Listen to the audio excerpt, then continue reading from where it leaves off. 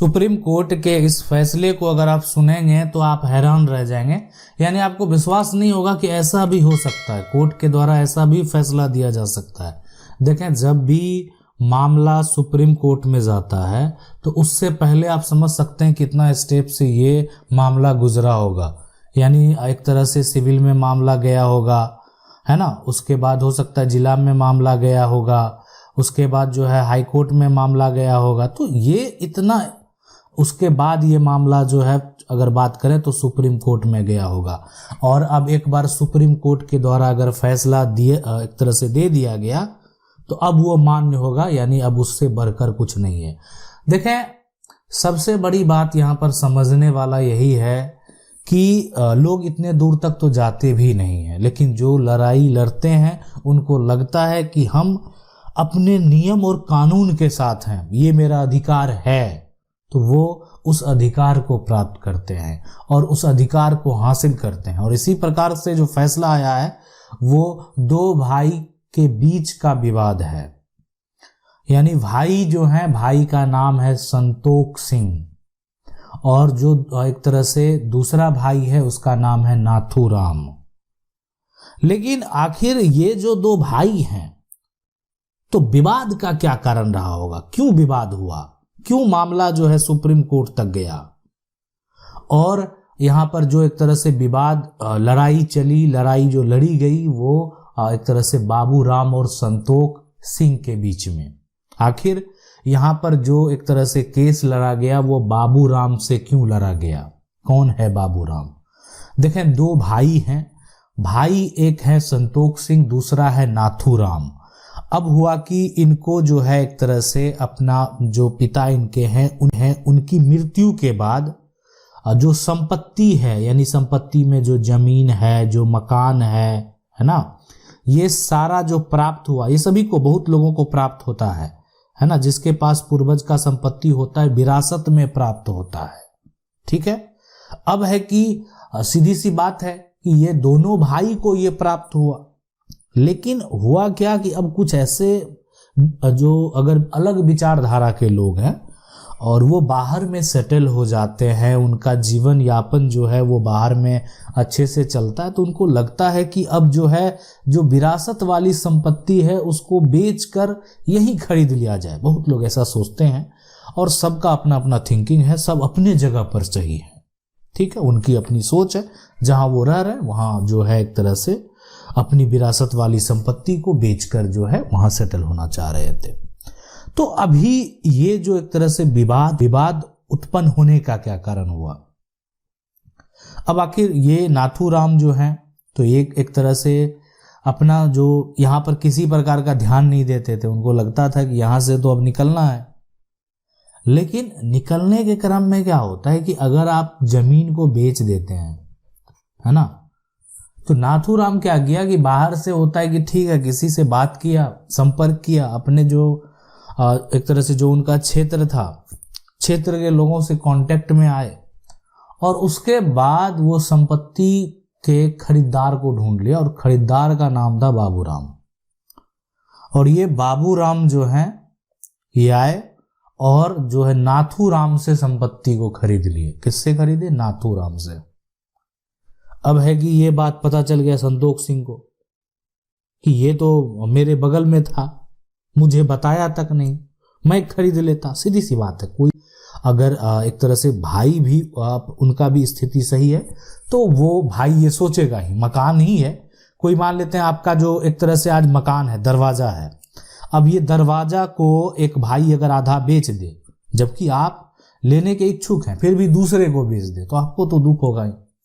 अगर आप उसको लेने को तैयार हैं फिर भी दूसरे को बेचा जा रहा है, तो आपको दुख होगा, आपको लगेगा कि मुझे बताया तक नहीं और फैसला ले लिया गया, बेच दिया गया।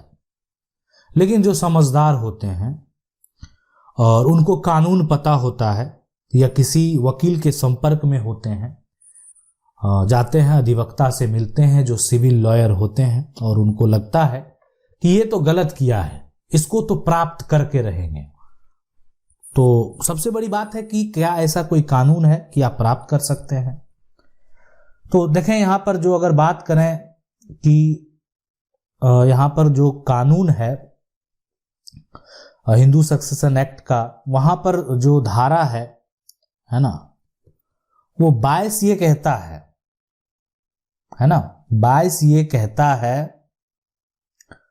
कि अगर कोई भी संपत्ति को बेचा जा रहा है, संपत्ति अगर कोई भी बेचा जा रहा है तो सबसे पहले, यानी ये कहता है कि जो हिस्सेदार है, जो भाई हैं, उससे परमिशन लेना पड़ेगा,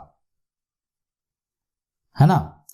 तो ये जो उत्तराधिकार अधिनियम है उसका सेक्शन जो 22 है, ये उन भाइयों को अधिकार देता है, संतोष सिंह को अधिकार देता है कि ठीक है आप अपना हिस्सा बेच रहे हैं ना, ठीक है बेचिए, कोई बात नहीं, मुझसे पूछना होगा, मैं नहीं लेना चाहता हूं, कोई दिक्कत नहीं, मुझे कोई आपत्ति नहीं है, लेकिन मैं लेना चाहता हूं, आप हमसे पूछे नहीं, मेरा किसी प्रकार का कोई सहमति नहीं और आप संपत्ति बेच दिए। अब आपके मन में भी सवाल होगा कि ठीक है भाई तो अपना हिस्सा ही बेचा ना, भाई नाथूराम अपना हिस्सा बेचा, तो अपना हिस्सा जब उसका बंटवारा हो गया है, दोनों भाई अलग है, तो अपना हिस्सा वो बेच रहा है तो वो उन पर डिपेंड करता है। देखें, संपत्ति विरासत में प्राप्त हुआ था, पहले वही अगर बात करें, दरवाजा जो होगा है ना, वो कितना बड़ा होगा पिता के समय में, 2 भाई में बट गया, अब एक भाई उसको फिर भी कि दूसरे को अब इस दरवाजा पे बाबूराम आ गए, है ना। तो ये जो एक तरह से किया गया, तो बिना पूछे आप नहीं कर सकते, आपका बटा हुआ ठीक है, आज आप अलग अलग दरवाजा बना लिए, अलग अलग रह रहे, लेकिन पूछना पड़ेगा आपको अपने भाइयों से, इसलिए कि ये कानून है। और जिनको आज आपको कानून पता चल गया ना, तो आप भी जो है, अगर ऐसा सिचुएशन उत्पन्न होता है और आपके साथ, मान लेते हैं किसी का घर है, ज्वाइंट घर है, अब कोई आधा हिस्सा अगर मान लेते हैं किसी तीसरे को बेच दे, आपसे पूछे भी नहीं, तो आप अपना अधिकार जानेंगे ना। लेकिन यह अधिकार आपको सिर्फ विरासत से जो प्राप्त संपत्ति है, वो वहीं पर आपको यह अधिकार प्राप्त है, ठीक है। अब है कि ऐसा अगर होता है तो सुप्रीम कोर्ट में क्या हुआ। देखें, सुप्रीम कोर्ट सबसे पहले तो मामला जो है सिविल कोर्ट का जब मामला फैसला आया था, सिविल कोर्ट के फैसला जो है उस केस में संतोष सिंह जो है ना केस हार गए थे, यानी फैसला बाबूराम उस डीड को जो है, जो रजिस्ट्री डीड है उसको सही करार दिया, यानी संतोष सिंह जो है केस हार गए। उनको लगा कि अब जिला में जाना चाहिए, जब हम सिविल से हार गए हैं तो डिस्ट्रिक्ट कोर्ट में उन्होंने जो है एक तरह से फिर से याचिका दायर की उस फैसले के अगेंस्ट, और डिस्ट्रिक्ट कोर्ट ने उस डीड को, उस रजिस्ट्री को जो है ना, उस डीड को कैंसिल कर दिया, यानी कैंसिल हो गया वो डीड, और ये अब मुकदमा जीत गए, है ना, जीत गए। अब है कि फिर जो एक तरह से मामला गया वो अब एक तरह से कि अब हम तो हार गए, अब हार गए तो अब हमको जाना चाहिए कहाँ पे, हाई कोर्ट में। हाई कोर्ट चले गए, हाई कोर्ट ने भी क्या किया कि जो जिला का फैसला है उसको सही ठहराया। अब उनको लगा कि अब जो सबसे ऊपर अदालत सुप्रीम कोर्ट, वहां जाना चाहिए। हो सकता है कि सुप्रीम कोर्ट में कुछ अलग फैसला हो जाए, मेरे पक्ष में फैसला हो जाए। मामला सुप्रीम कोर्ट में चला गया, और सुप्रीम कोर्ट में जब मामला गया तो उसमें भी जो संतोष सिंह का शेयर है, हिस्सा है,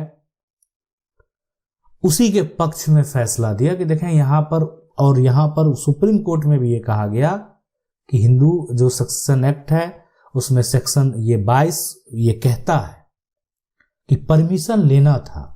अगर हो सकता है कि भाई वो संपत्ति लेना चाहे तो पहले उसको देना होगा, है ना।